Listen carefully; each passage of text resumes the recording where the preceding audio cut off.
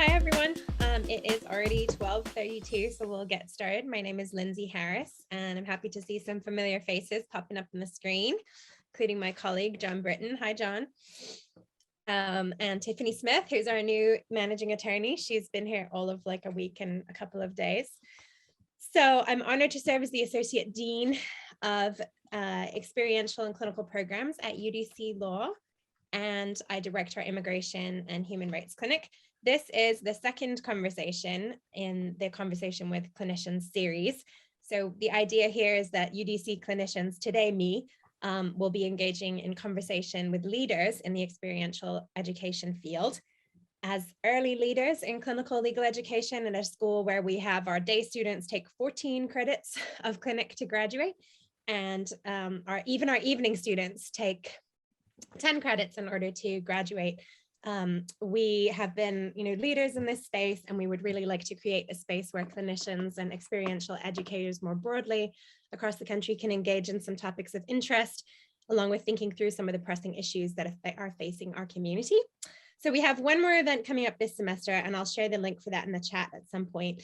On April 22nd, we will be thinking about how to teach anti-racist clinics. And we will have our fantastic former UDC colleague, Narinda Hyatt, in conversation with our current UDC clinician, and she co-directs our general practice clinic, Tiana Gibbs. So another one for your calendars. That one is, I think, Friday, April 22nd. Today, however, I am thrilled to engage in conversation with Laila Hlass and Allison Korn, who are both leading lights in the experiential education community and very much leaders within this community too. I appreciate all that they do, including together organizing the CLIA Teaching Justice series, and I'll also plug a couple of their events at some point during our hour together today. These are also two women that I'm personally very fortunate to call friends. So I'm not going to share with you all of the details of their bios because we're going to get into some of that within today's conversation. So I'm going to ask them right now to share a little bit of their paths. So we are a pretty small group. I think there's 19. So up to folks, if you'd like to stay on the screen with us, if you'd like to pop on or off, that's fine. This is very informal, but I'll be posing some questions to Laila and Allison and talking particularly about the article that they wrote, Assessing the Experiential Revolution, and learning a bit more about that work and their takeaways, and maybe a few updated insights too, because it's now been a couple of years since that came out. So I'm going to start with Laila. Thank you for being here today. And can you share a little bit about your path, just because we do have some folks in the audience who are interested in clinical teaching and aren't yet in this space. What was your path into experiential legal education? Can you ground us a little bit in how you got to where you are today? Yeah, it was quite a circuitous route. I was fellow 4 times over in all sorts of different types of positions. But I would say that, it started with clinic itself. As a student, it was kind of one of the most grounding experiences and transformative experiences for me. And so right out of law school, I was able to do a fellowship at the Door Legal Services in New York, Youth Empowerment Center, and really love working with young people, particularly immigrant youth was the focus. And then that led to like a series of some kind of like soft money opportunities that I applied for to work with Hiroko Kasuda at Loyola's Law Clinic as a staff attorney, which was a great opportunity. I learned a lot from her and got to kind of see a very different model than the model when I was a law student.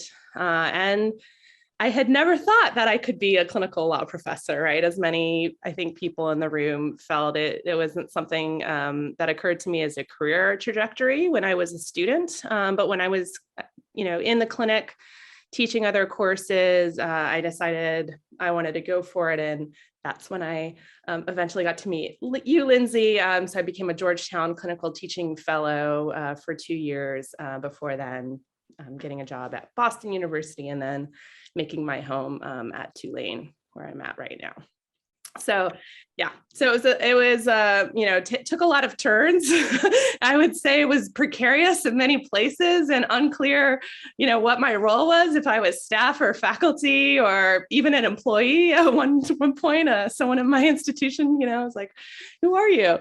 But it's great to be here, and thank you for such a gracious introduction, and lovely to see so many friendly faces.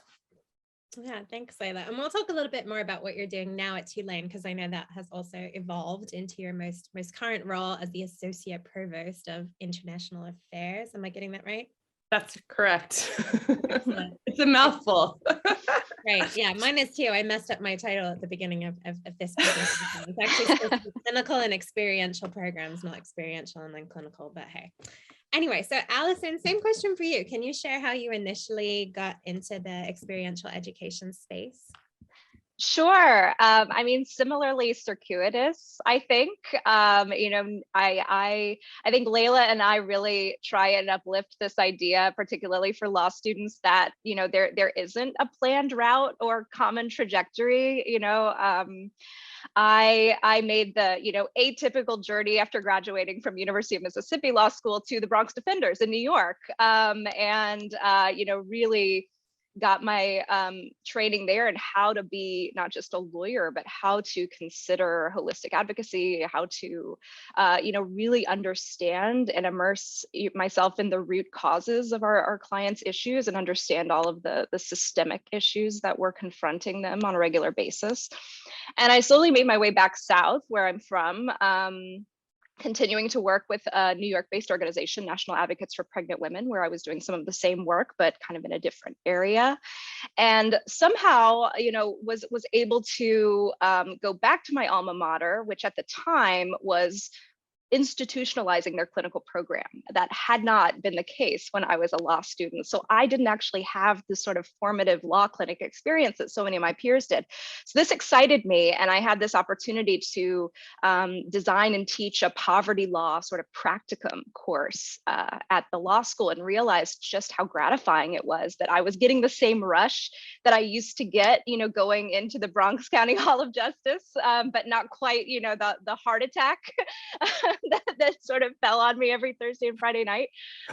But I realized, at Bronx Defenders, I got this really, as I said, tremendous training in how to be a lawyer.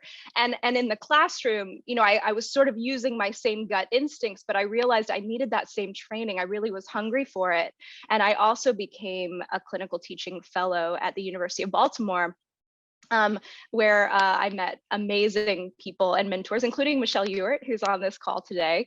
But I got to learn from Margaret Johnson, the director of the Family Law Clinic where I taught, and so many amazing folks that really immersed me in clinical pedagogy and taught me how to teach and how to think about it, and really slowed down who I was as an attorney and forced me to sort of think about, the choices I was making. And from there, I came to where I am now at UCLA. I was initially hired to develop and launch a clinic focused on food law and policy, for which I apply a very broad definition. And about a year into my stay at UCLA, I became the assistant dean for experiential education. And that's my role. I do still teach the clinic, but I also oversee all of our law clinics, externships, simulations, and everything in between. And I find myself wishing that I had a fellowship for administrative deaning sometimes, but we're taking it day by day. But really also, echo Laila, it's great to be here, and thanks again for having us for this conversation. Well, thank you both for being here. And I have to say that, Allison, in terms of the Fellowship for Clinical Deaning, I'm new to this role since August, and you've been a real resource for me in that regard. So thank you. So can you share a little bit more about kind of the roles that you currently have at your institutions before we jump into discussing why you decided to try and take on this rather massive survey of the experiential education community? Laila, do you want to start with that? Sure. So I'm currently the co-director of the Immigrant Rights Clinic at Tulane. I am a professor of practice there, and recently left my appointment as the director of experiential learning because I took on this new university role as the associate provost for international affairs. And so I'm doing that in a half-time capacity. where I have oversight over our international students, that Office of International Students and Scholars, and am kind of engaged in thinking about how Tulane is involved and engages in the world in our research and study abroad, and how to better support the way that we do that work. So that's currently my role. And I also teach in the immigration curriculum. I teach our immigration survey course. Okay, so a lot of different hats that you wear. And I will say that when we had our first conversation with clinicians a couple of weeks ago with our dean, Renee Hutchins, and with Maryland's co-director of their clinical program, Michael Pinard, we did talk about kind of career trajectories for clinicians. And one that didn't come up was actually like basically, taking over the wider university, right? In this kind of provost role that you've taken on. So that's another topic of conversation that we could definitely touch on today. But Allison, so can you share a little bit more about how your role has evolved and what you're currently doing right now in terms of the leadership on campus? Sure, of course. So as I mentioned, I oversee all of these different areas of coursework under the experiential program umbrella. And I joined, or I assumed my role as assistant dean during an interesting period in UCLA Law's history, in that those of you who may know, UCLA's reputation in experiential education really came out of David Binder and Al Moore and Paul Bergman, who developed this really sophisticated approach to skills training, but it wasn't necessarily inclusive of live representation the way we think of law clinics today. And so I entered this role during kind of an evolution where our law school was really expanding its law clinic offerings while also continuing to foster its simulation coursework. And so in the last 5 or 6 years, we have built and launched more than a dozen new law clinic courses. And at the same time, really done some serious assessment of our other course offerings and tried to help them evolve to a place where we're ensuring that students are getting all that they need, that we're filling gaps that we find in the curriculum. And we're also kind of paying close attention to our externship offerings and ensuring that students have the opportunity to participate in experiences that we can't duplicate in the classroom. And so I'm very grateful to report that I think we're over that rapid expansion hump, and we're in more of a period of taking stock and assessing and figuring out how to marshal resources to ensure these new clinics' success. But at the same time, I'm frequently fielding new course proposals and ideas, and things from our programs and centers and institutes that are sort of constantly figuring out what students are going to need after they graduate. Well, that's actually a really nice segue, talking about just the evolution of experiential education at UCLA into this piece that you have written. And I'm hoping we can start, we have the final article in the Villanova Law Review, but can you share a little bit about kind of what was the impetus for you taking on this topic and launching this survey? Like, how did you get there and decide to take this on?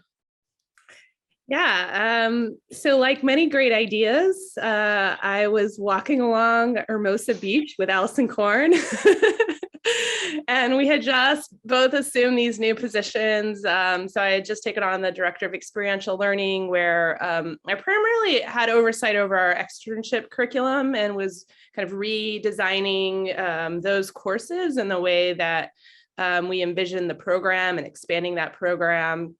Although I worked closely with our experiential dean as well, in thinking kind of more broadly about the experiential program. And I was teaching the externship for the first time after many years of being a clinical professor. And so Allison and I were, like walking in all the beauty that is the beach and talking about these new positions that we had and talking about the changes we were seeing in clinical education, experiential education.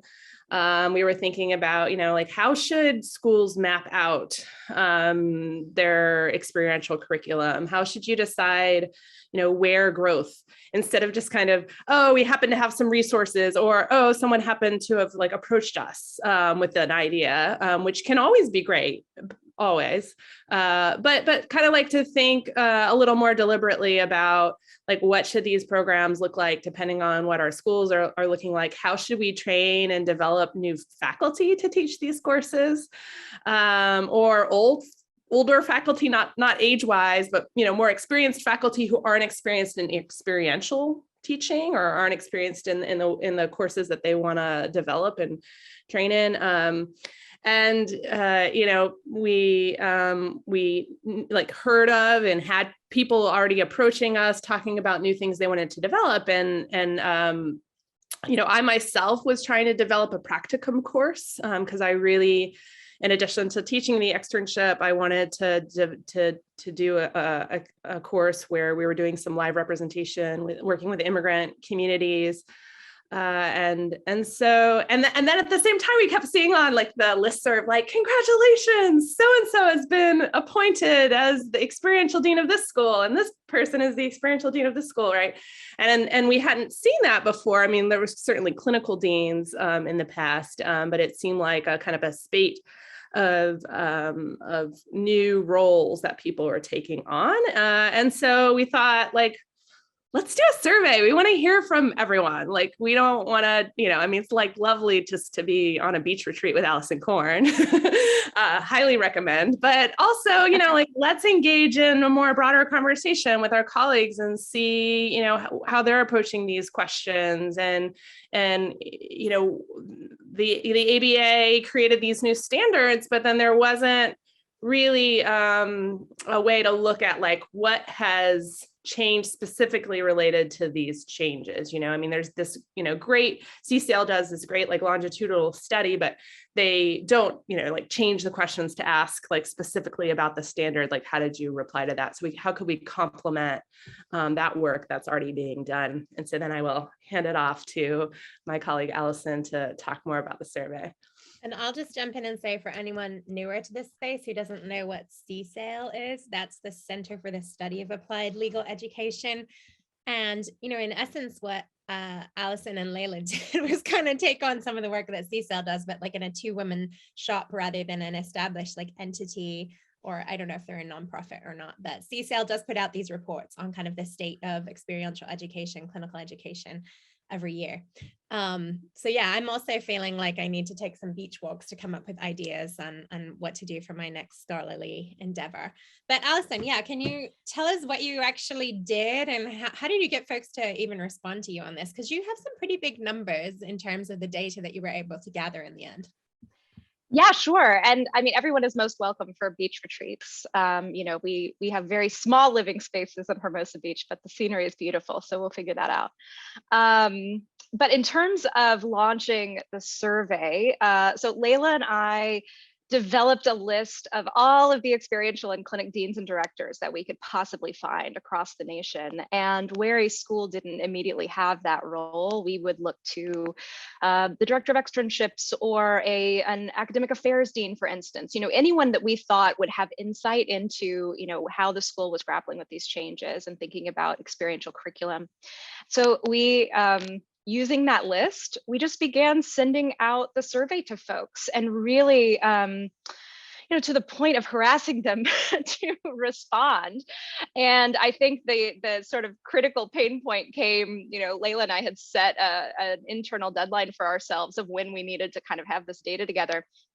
And when we didn't have responses from folks that we really wanted to hear from, we would call them on the phone and leave a message. And it was illuminating in that, so many of our students, I know you all have experienced this, are terrified of the phone, but it happens that clinicians are equally terrified. And so we got just so many responses after we started leaving voicemails.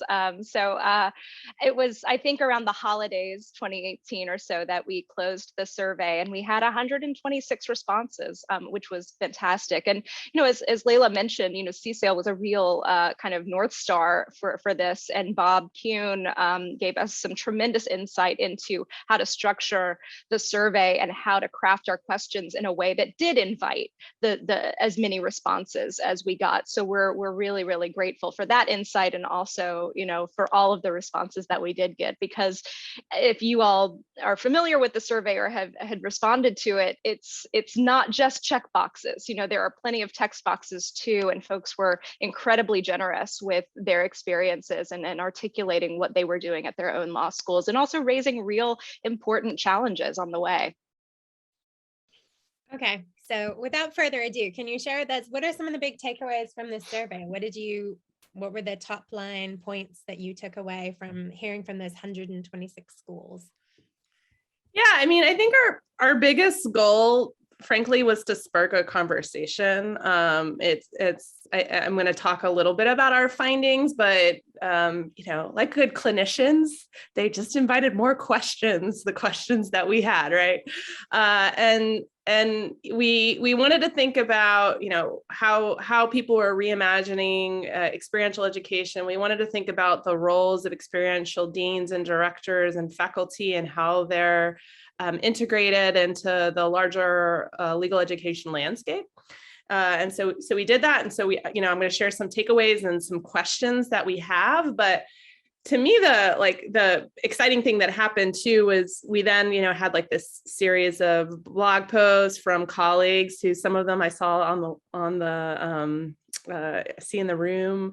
Robin Walker Sterling wrote something, wrote something, Phyllis Goldfarb, and we got to hear what other their reactions to what they saw. And to me, that's the most valuable kind of part as well. But there are basically like kind of three themes or kind of buckets to what we were looking at. One, we were trying to think about the experiential roles, like what are these new offices? What's the kind of like leadership being called? Are they deans? Are they directors? Are there multiple people? Do they have support folks coordinating programs?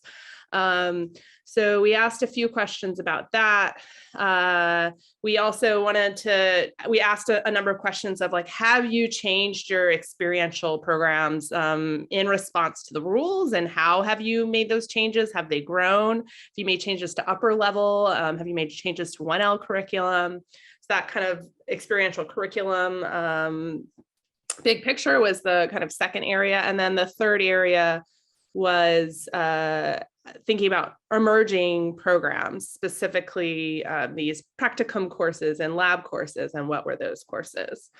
And so a few of the findings: one, we found that there had been a growth. The majority of schools had an experiential dean or director that they had appointed.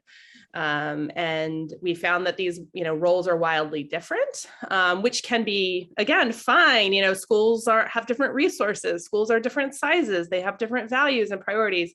But I think the question and the takeaway is, are these roles defined and sustainable? There's this wonderful article exploring the meaning of experiential deaning that Margaret Berry and Phyllis Goldfarb and a whole host of kind of all-star experiential deans wrote about the role. And I would encourage folks to read that if they haven't. But they made it clear that's not always the case. These roles are defined. Sometimes they can be too big in scope. And our worry was that sometimes the roles may become a dumping ground for important programs, but they're not the core of experiential. So co-curricular activities, pro bono programs, simulation courses, grant-funded student-directed projects, MOOC Corps, legal writing, all important programs, but you can't make one person, particularly without any support, kind of have oversight over all of them. Unless you want them just to be constantly putting out fires, not having a sustainable role where they're kind of uplifting the work that's being done by their colleagues and finding the ways that they should be supporting that work. So one of the big questions we had is, how can you make sure that experiential adjacent things aren't kind of also being put into the role? How can you make sure that it's like the right size for the person, and that their teaching load and all of the other things are being accounted for, their compensation, and that they're being given security of employment, and that they're reasonably being put into a position that they actually can make decisions about the experiential curriculum. So I would say, those were some of the things that we grappled with there. Also thinking, we didn't ask questions. I think one of the immediate regrets was we didn't ask questions about people's race, gender, other identity factors, because, there has been great work done. I would call people's attention to the article, The Diversity Imperative Revisited, looking at how clinical spaces have often been white spaces, and concerns that experiential dean roles may be the same, that we aren't thinking about how to have access, how to break down barriers and to hiring, how to retain folks, particularly Black, Latinx, Indigenous faculty who are, according to the article, the numbers have vastly kind of stagnated in the last 20 years in the clinical arena, that is. So those were some of the questions. In terms of the experiential curriculum changes, we found a majority of schools had made changes in response to the 6-credit mandate. And more than 25% said they made changes to their 1L curriculum, which was interesting. And I think, one of the questions that we had was like, are these what are the changes? Are they, have we created assessment tools? There were kind of a lot of questions there about, how are we making sure they're sustainable programs, rigorous programs? And then I would say the third area where we had findings was that a number of schools did have these alternative courses, and, not just simulations, externships, clinics, which are defined by the ABA, but they had experiential courses they were calling labs and practicums. And what we found was, again, there wasn't really a big consensus about what those courses meant, that people, sometimes they were, a lab was a clinic, sometimes a lab was a simulation, sometimes a lab was an externship. We did find that the labs tended to be lower credit courses. Sometimes they were tethered to a doctrinal course, sometimes they were standalone courses. And so, I think, again, schools may have very specific reasons why they want to call something a practicum to distinguish it from their clinical program or their externship program, and that's great. But it just means that when we're having a national conversation about these courses, we're not necessarily meaning the same things when we're using the word practicum and lab, and in other terms. There's this great resource for new clinicians, the ABA. Not ABA, AALS clinical section policy group made this glossary, which had some definitions, but, a lot of folks were calling things labs and practicums that weren't those things. Those were the kind of 3, I guess, main areas and some of the questions that were raised. I think we could talk a lot more about those, but maybe I'll end there and we can kind of go. Allison, I think, probably has things to contribute as well. Thanks, Laila. And I'll also just say that Laila, in rendering those findings and some of the kind of high level things they took away from this survey, looking at essentially how the 2014 ABA standards, right, had shifted and changed things, or had they, she mentioned a number of different great resources that if you're newer to this space might be helpful. And I tried to paste some of them in the chat as she went. I probably didn't get all of them. So if others have resources to share, please feel free to. But yeah, Allison, did you have anything to add from that to that? I mean, I think that, Laila and I both went into, assessing the data and kind of thinking about things, again, from a variety of lenses, certainly from our own experiences and trying to get at the heart of some of those unanswered questions, but also, just as Laila was saying, how do we have a national conversation about this? How do we, not just kind of take in the changes to standards and kind of go about as business as usual, but how do we use this as kind of an opportunity and a moment to assess and to grow and to evolve? And, I remember when we were presenting this idea for one of the first times, Bob Kuhn cautioned us against being Pollyanna in this space. And so, I think we took that to heart, certainly, but at the same time, Laila and I do tend to put the best construction on things, and we want to be able to message to the broader clinical community, as well as to folks who are sort of new in these roles,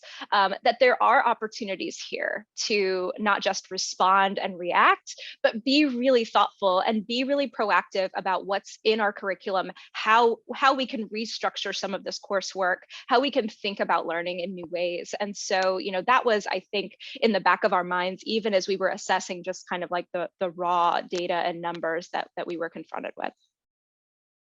So it's been now, I can't believe that it's actually been like, coming up on 4 years since 2018 when your survey closed, because that means I'll have a 4-year-old at some point this year. But what would you expect to see if the survey was launched today? Like, how do you think things have evolved just kind of from what you've been observing or hearing in these spaces? Because I haven't mentioned this, but, both of you do really play leadership roles within CLIA, within the Clinical Legal Education Association space. Laila sits on the Clinical Law Review editorial board. And so both of you do have kind of a bird's eye view on what's going on. What would you expect to see if this survey was launched in 2022? How do you think things have been evolving? Laila? Sorry, I was forgetting who was supposed to go. So I think, as I mentioned, there were like a number of things that we might have asked about that we didn't ask about. I think we wish we had, as I said, like asked about race and gender in concert with asking about what people's faculty status was and security of status. I think we wish we would have maybe asked a few descriptive questions about what barriers people had faced in like obtaining their roles. Curious if people had term limits as well, because I think that varies quite a bit and is important. And then also, for the experiential dean roles, if they had like a set amount of time, or if they were kind of more permanent. And then I think, we would have, right when we were publishing, Allison and I were publishing the article in kind of final edits, the Dean's Anti-Racist Clearinghouse was put up. And we were able to talk a little bit, make reference to it somewhat in our article, but I think we would have thought about like some of the auditing questions and auditing that they thought about like largely in legal education, how to, again, do an anti-racist kind of audit of legal education broadly. I think we would have thought about like how we could ask some questions of experiential deans about what they're doing in that space. And so, thinking about course design, thinking about the student experience, thinking about faculty's experiences, thinking about clients' experiences, thinking, about the ways that we retain and support folks, and what we ask of folks, frankly. Like in the last few years, I've talked to like junior clinicians of color who are like being asked to do, and other clinicians asked to do so many things in their first year, some of them on the tenure track, like multiple appointments, and being asked to engage in like racial justice work, which has like a different burden, and maybe like living in being in a school that's like, has a predominantly, white space and culture, and not really taking any of that into account, just saying like everyone does this and therefore it's fair, when in fact it's an additional burden. And so I think we would love to ask a few questions to try to surface things like that, to see what people were doing at different law schools as a whole. Yeah, no, thank you. There's so much to unpack and think about that we might kind of do differently now. This is a really big question, but so your survey at that time, right, in 2018, that's kind of when the responses were frozen, revealed how law schools had been responding to the 2014 changes. But if you could opine on how should law schools be responding, right? How should schools be internalizing the 6 experiential credits mandated now for students to graduate, and other changes? Allison? Yeah, I mean, it is a big I understand. question. And I think, I certainly don't think I can, give the charge or the imperative for how we should be thinking about this, but I do have, sort of my own internal reflections based on, conversations at my own institution and also with my counterparts at others. And I mean, certainly no two law schools are alike. We know that very well. And that's especially true for experiential programs. And so, I think that, as you mentioned, like the initial response to our survey and what we were grappling with was kind of looking at schools were having this initial response to meet the needs, that were kind of set forth by this mandate. So we know students have to fulfill these requirements. So how many seats do we have, and what courses are we offering, and do they meet these new definitions, and how can we scale? And certainly, what the exciting part, I think, in many ways of our survey data showed that in some places, and sometimes, very kind of small, but there was an aspiration toward innovation. We were grappling with these practicum and lab definitions. We were considering the first year curriculum, and there hadn't been standardization across these innovations yet. So what I'm hearing now kind of speaks to, the somewhat evolution of these innovations and how we're thinking about them. But I think where I'm feeling the most optimistic, again, Pollyanna aside, is that I'm actually hearing a desire, both from clinicians and non-clinicians, more purely doctrinal professors, to try and bridge the historic gap that exists between these two spaces. I think that we're seeing that as schools are grappling with status issues and are thinking about hiring and are considering a new law student profile, that are really kind of both confused and galvanized by, what is the rule of law? And, we're thinking about now, and what I'm fielding are new course proposals that don't necessarily meet these ABA definitions and may not ever be offered for experiential credit, but nonetheless are using experiential methods to apply and cement and consider some of the things that they're learning in a seminar context or learning in a doctrinal class, kind of thinking about some of these lab models that Laila was suggesting, or thinking about not everything has to be a clinic.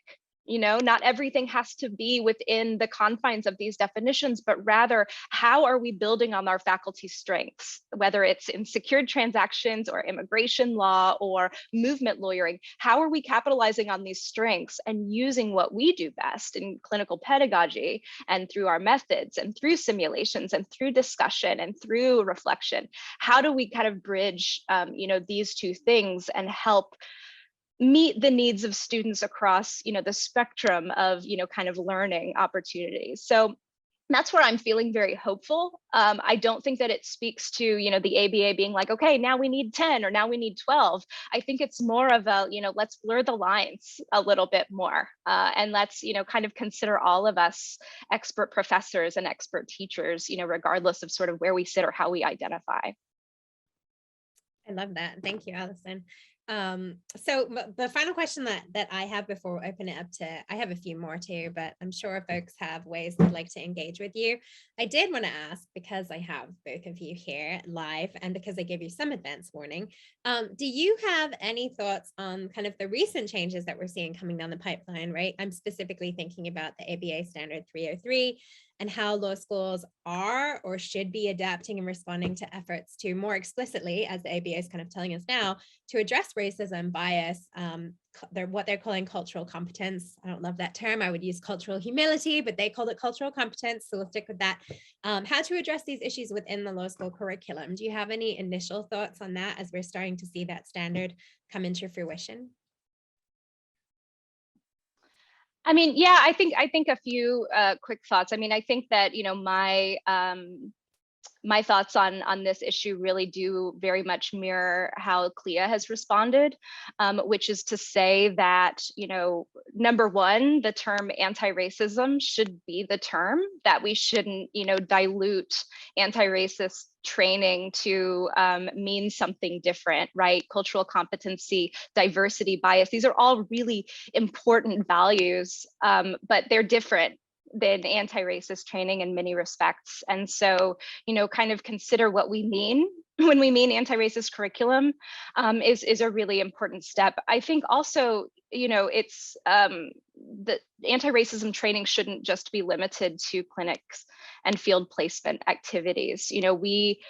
I think, by and large, we value anti-racist training as part of our clinical pedagogy. We practice it. We are constantly sort of identifying ways in which we teach it and weave it into our seminar curriculum and our project development and everything else. But we shouldn't be the only place. That is, if students have experienced sort of a colorblind law school education and they get to the clinic where we're not only meeting the needs of individual clients, but really trying to figure out how to not just dismantle the structures of systemic racism, but figure out what goes in its place, that can be incredibly disorienting, right? And we value disorienting moments, right? And Jane Aiken writes really beautifully about this and beyond the disorienting moment, but we don't want to put students in a place where they're so overwhelmed by injustice. They're so misunderstanding of the fact that it takes multiple levers to kind of, address these things. We want them to have experienced and thought about and considered these tools and these ideas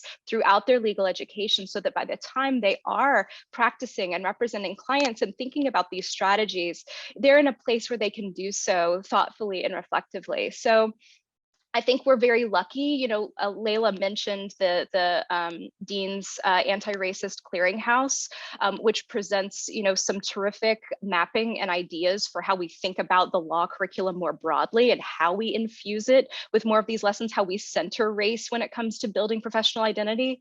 But in the clinical context, I myself have been the beneficiary of so many of our WISE colleagues, many of whom have taught or presented through our Teaching Justice series. Narinda Hyatt, Lindsay, I know she's going to be having a conversation with you all shortly, but her freedom pedagogy piece and presentation really offered such a terrific map and structure for how we think about and how we consider and analyze our clinical pedagogy and our seminar curriculum and how we can change it and what materials we can use. And Carla McCanders also helped us think about how we apply a CRT lens, even for those of us who aren't necessarily critical theorists.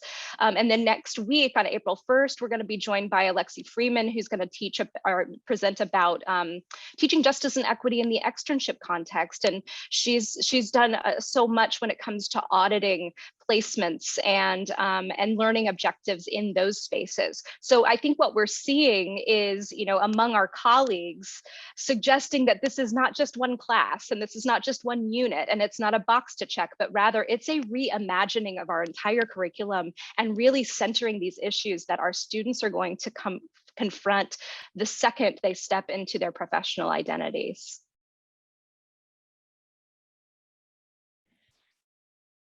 Sorry, I didn't mean to take myself off video there. I don't know how I did that. I was just trying to get all the links in the chat to the great events that you're speaking about, Allison, because I think that you're right. Like, it is externships. It's the non-clinical classroom. It's the 1L curriculum. It's 1L orientation, right? What are we doing with students as they first walk in the doors of our law school or jump into our Zoom rooms, however we're doing it at this point. So thank you. Thanks, Laila, for posting the more holistic series in the chat too. Wow, that was a lot, Allison. I appreciate all of those thoughts. And we have 15 minutes left, and I definitely have other questions for you all, but I just wanted to open it up to everybody who's joining us here today and invite you all to unmute, post questions. If you want to use your hand raising function on Zoom, I can call on you. But would love to hear if folks have questions, comments, reactions to what we've been discussing today.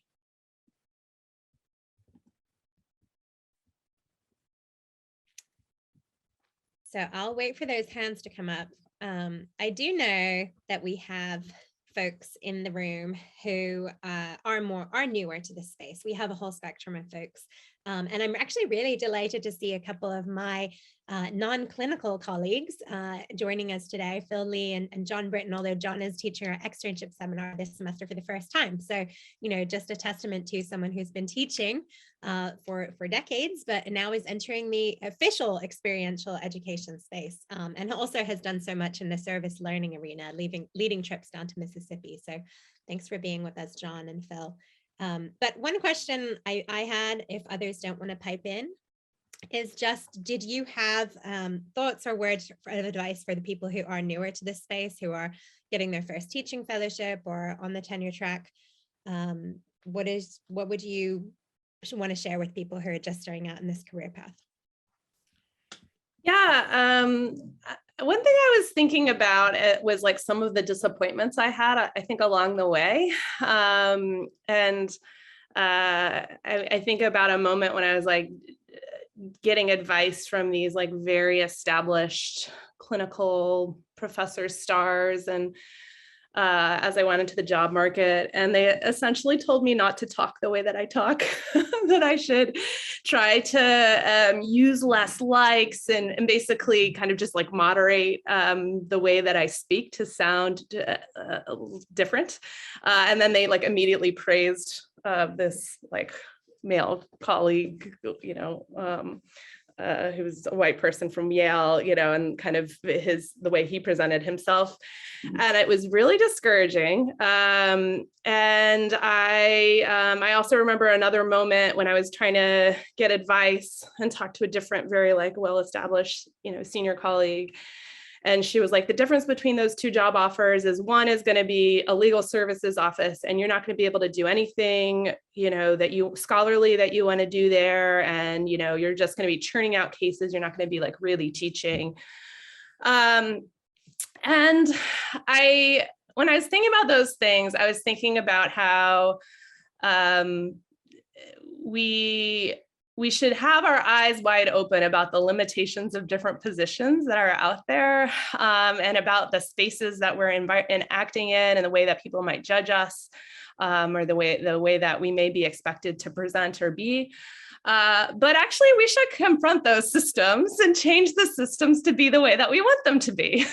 And so we should not, I was just like watching the Cory Booker's speech from yesterday, and we should not let people steal our joy who want to like tear us down and make us fit into a certain model. And so I think, you know, to people on the trajectory, there will be disappointments, there will be structural racism and bias and patriarchy in different systems. There will be people who think you're, you know, who say, why should you even be in this room? You don't have full voting rights. You're a staff person, or, you know, whatever they're going to say. I've heard lots of those things. But I find it a joy to teach. I find it a joy to like work alongside the immigrant community members that I work with, and to be in the room with Allison and Lindsay and all of you. And so I would just tell them to kind of, you know, imagine the way they want to teach and the way they want to be, and find their community, and, you know, just tune out the rest of that white noise. Literally white noise, some of it. Thank you, Laila. I see Marcy has a question, but I'm going to let Allison chime in on that one, and then would love to get to Marcy's point, comment, question. Allison.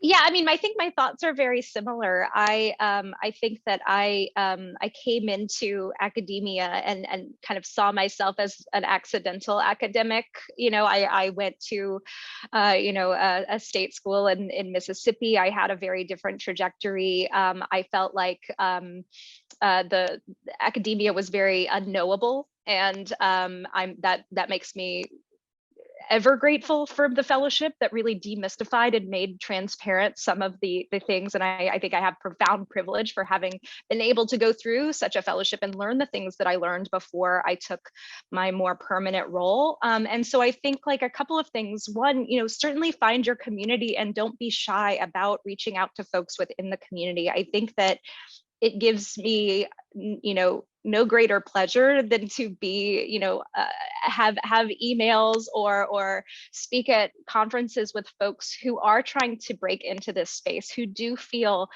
maybe less confident, and, you know, kind of finding your people and finding your mentors and finding the folks who can be sounding boards as you go through this journey is really, really important. I think everyone needs a Laila. And so, you know, find your Laila is, you know, my first piece of advice. And then, you know, I think too, you know, there are going back to the circuitous route, it's not going to be, linear. It's going to look like a lot of different things. I was a public defender and now I teach food law. And, I can spend an hour and make those connections if you want, but, I think that, figure out, like Laila said, like what kind of brings you joy in the classroom and among your students and within your community, and know that it might look very, very different than what you do when you graduate from law school. I love that. Thank you, Allison. I second the find your Laila, or just find Laila. I was a first year teaching fellow when Laila was a second year teaching fellow at Georgetown in the clinic, and she has been and will always be my person, my go-to person. And it's so important to have those people in this space. And that's one of the reasons we're holding this session, right? We haven't been able to connect as much in person as we would, and hopefully doing this somewhat frequently throughout the year will bring our national community together. An additional space, right? The series that Laila and Allison run is fantastic, and just hoping to build on that and supplement that with these conversations. But Marcy, I see your hand if you want to jump in. Yeah, first, thank you all for being here. Always lovely to see all of you. And I just want everyone to know I was trying to get Allison to break her game face by sending her pictures and emojis, and she held true the entire time.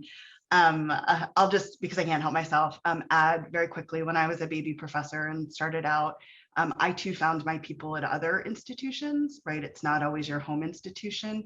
And for the first 2 years I was teaching in a clinical tenure role, I had monthly calls with colleagues at University of North Carolina and University of North Dakota, because that community and camaraderie was our sanity as we were all navigating spaces that none of us had been in before and none of us knew that much about. And so that's just really helpful. My question is sort of on the, although it applies to new people, it also is the sort of gamut, runs the gamut of all of us in certain ways. Given what you heard from colleagues across the country a couple of years ago and all the work I know you've both done since, how is political interference playing at a time when schools are being asked for, I'll focus on clinics, but really any experiential learning, to sort of be the place where all of these requirements are sort of being housed, even though I agree with you that they don't belong just here, right? So given just the realities of a number of, experiences at state schools, a number of just sort of campaigns and movements that are happening that sort of go against my core values as a social justice warrior, right? Just if you have any thoughts about what that is looking like today versus 5 years ago in this moment, or any advice on where those on the screen should go to think more or collaborate with others about responses. I have just a couple thoughts. That's such a great question. I mean, I always go to like CLIA's advocacy folks because they have so much experience in this area, but I just think it looks so different in every different state, and depending on what kind of school you are and what kind of like leadership you have, and how precarious, right? There are schools where the legislature might be dictating very specific things. In Louisiana, our legislature is always trying to do really wild things to limit people's rights in like very insidious and awful ways. They also can do some good things. That's not everything is bad that's coming out of legislature, but there are ways to kill bills, and you just need to kind of like know the way that happens. I remember in my really early years, a legislator decided that they wanted to kill the environmental law clinic, and I see we have one of our environmental law clinicians from Tulane here in the room, Lauren. But there was literally a bill written by a legislator that said like any school receiving any kind of state funding could not have a clinical program that wrote a motion or a brief or like a list of things against any government agency. I mean, it was written so broadly that there could be no criminal defense, like there could be almost no clinics. And then he wanted to make a motion to strike that broad language and just change it to Tulane Environmental's Law Clinic. and he wasn't allowed to do it because of procedural rules. And so I think, in part, nationally, I think I go to CLIA advocacy and think that through, but like, it's just so different at different local levels that I think, we just have to, fight it, and we have to teach the way that we need to teach. And I'm not like changing the name of any courses or course materials, but some people may not have that luxury. So I think it's so different everywhere. Allison, I don't know if you wanted to add anything to that, or others in the room who have experience right now with interference. Yeah, I mean, I think, the way I would characterize it, I am in Southern California, we do have some benefits, at least, politically, we're more politically progressive, for instance, than Louisiana, but there are still some challenges that arise. I mean, one of the ways in which that arises is through, opportunities for kind of like soft money, limited funding that, is really exciting and often, has good ideas attached to it, but as clinicians, we know what it takes to stand up a clinic, to establish trust within a community, to train and teach and kind of, do what we intend to do. And it's not a 2 or 3 year project. It does take considerable resources. It's an enormous amount of labor. And so there is kind of, at least, where I sit, often a re-education, in terms of like, okay, what are our actual goals here? Who are we impacting? And what does it do, institutionally, if we make promises and set expectations with a community in need, and then we're unable to do it because the money runs out? And so I think that the interference, at least either institutionally or, more broadly, comes from those lines sometimes. And so, I think setting up, what is our mission? What are our core values? What is the criteria that we want to check off in order, if we're going to pursue a new clinical offering, or if we're going to pivot a clinic into doing something else, what do we need in order to do that? And what are our choices going to be if we actually don't meet, all of these criteria? And I think that can be helpful. It can kind of anchor you and kind of keep you tethered to that when money or power or other folks kind of become involved with what you and your program are set out to do. Thank you for both of those responses. So we're getting towards the end of the hour. I don't know if other folks had questions or comments. There's just been so much great stuff in the chat too. And Laila's comments about maintaining your joy in all of this, I think is so important, right? And recognizing that bringing your true authentic self to this work, right, is so key. And that's really what we're trying to train our students to do in terms of their own professional identity formation and development, and finding their voice and their power, working within systems that often would take those away. So if anyone has any thoughts or comments, I'd love to hear them, but I'd also love to take a picture if anyone is comfortable hopping on the screen and wants to take a picture with us. If not, no worries, you can hop off. I've got my sweatpants down below, but I'm ready for a picture. You may not be today. I'm on day 8 of COVID, so this is my first time on screen in a while, but would love to take a picture with folks if you're willing, and I'll let you know when I'm ready to do it. I'm seeing everybody hopping on. Thank you. I will say 1, 2, 3. I don't know, maintain your joy. Okay, that made you all smile, actually, so that was good. I just want to say thank you to Laila and Allison for spending this hour with us today, and for sharing, on a topic that may not always be sexy, right? A survey of law school kind of experiential educators, but actually making it pretty interesting and bringing your own authentic selves and insights and wisdom to this conversation. This is part of an ongoing series. It is UDC Law's 50th anniversary this year. If you count our predecessor law school, Antioch, and then DC School of Law, we're celebrating that right now. If you are compelled to join us, we have something called the 50 for 50 pledge, which is 50 hours of pro bono, which many of you already do, but so you could kind of count that you're doing it anyway, and it's a $50 pledge. But if you'd like to join us, I'll put the link in the chat. But just really happy to have you all here. Hope that you will join us. It might be right at the end of the semester for many of you. It's the day after our final class. on April 22nd, because Narinda Hyatt will be joining us to talk about her article, Freedom Pedagogy, thinking about how we actually incorporate anti-racism and center anti-racism in what we're doing in the clinics. And she will be in discussion with Tiana Gibbs, who earlier this year won the SALT Junior Faculty Award, along with Etienne Toussaint, who's at South Carolina now, but spent the first 4 years of his kind of tenure track time with us at UDC. So you can also just see the connections across this community, right, that we're fortunate to have and build. So thank you for being here. Feel free to stay and chat and say hello, but I'll officially end the recording and allow you all to go about your day on the West Coast, or your afternoon if you're on the East Coast, or somewhere in between. Thank you all.